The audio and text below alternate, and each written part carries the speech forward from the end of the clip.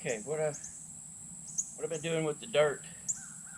Our land is real hilly, and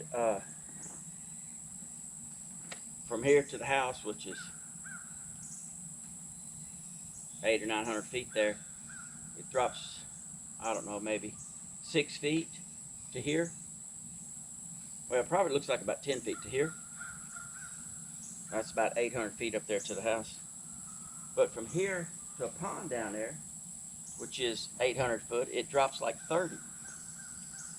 Our land is real hilly. It might kind of go smooth and then drop down and smooth, drop down, you know, that sort of stuff. It's not, you know, not flat slope. Right here is one place where it kind of bails off kind of hard. So that right there is ground, what I would call ground level, you know, flat.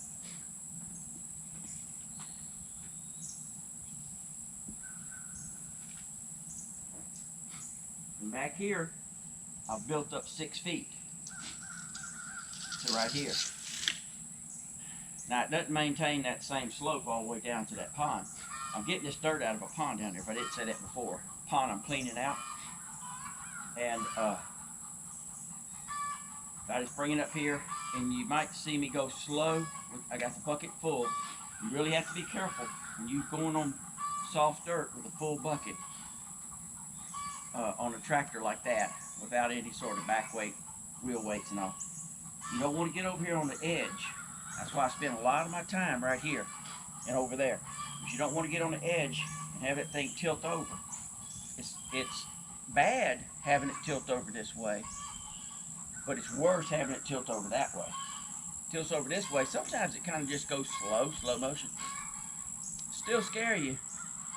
A couple weeks from now, you'll be laughing about it probably, hopefully. But if it rolls over this way, odds are you're not going to be laughing in a couple weeks. So go slow when you're on the edges and pack it down good. That's why I go back and forth, all like that. I pretty much got it where I want it. I still got to go out there some more, a lot more really. This way I'm pretty satisfied. I will go that way some more, especially after I cut that tree down. But I got it staked out for all my beams. The seals will run like that. So there'll be a 6 by 6, 6 by 6, 6 by 6. Just a 12-foot building with 3 seals, and I'm using 2 by 6s. I think it was 16 inches on center. So I mean that's a stout floor, but it doesn't hurt to have a seal here. As a matter of fact, it helps. And all I did was drove these 2 back ones and did the 3, 4, 5 rule. I'm sure you know how to do that. Square this up. And now I'll come in here, auger down at every paint mark, and set my posts, and then let them cure, and then come back and trim them off flat all the way around. And I may or may not, I haven't made my mind up, but I may or may not set another post right across here. 1, 2, 3, so it'll be 9 all total. I haven't made my mind up about that. It's going to be a stout floor, but it never hurts to have extra piers. But that's so. Be careful when you go on that side, because I've turned that bucket over. I know I keep saying that, but I have. I've turned that bucket over, that tractor over. Go up there, pack it down, drive back, go this way, go that way. Don't get no rush. And now all I have to do is come in and pull up my doggone. These things here, when you buy them, they're black. Why in the world would somebody want to have something black on a construction site? You can't hardly even see them, or at least I can't hardly see them in the daytime. Nighttime, it'd be real dangerous. So I painted them orange.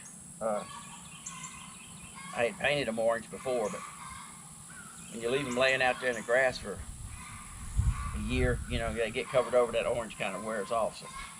But anyway, I painted them orange and just painted me a circle where I need to auger my holes. And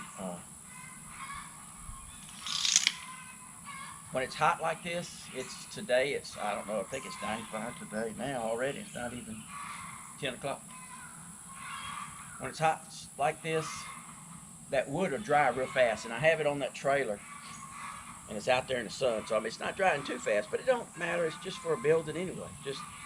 I'm just clowning around trying to build that building out of one tree. So I mean, if it cracks a little, it's not gonna hurt. It's not gonna crack that much, really. Somebody building furniture might say, "Oh, that's a crack," but it's not gonna crack that much. But when it gets super duper hot, I pull it up underneath pecan trees so it's not in the shade. But like right now where it's freezing, you know, I got it sitting out there in the sun, and it'll dry out when it's 95 to 100 in the summertime. And the humidity's kind of low right now. I'm kind of sweating, but it's still low. I'm sweating because I was out there working. When the humidity's low, 95 to 100, or 90 to 100, anywhere, 90, even 90, it'll dry out in 2 months. Easily 2 months in the summertime. Wintertime takes a little longer. But put this over here off, we done lost it.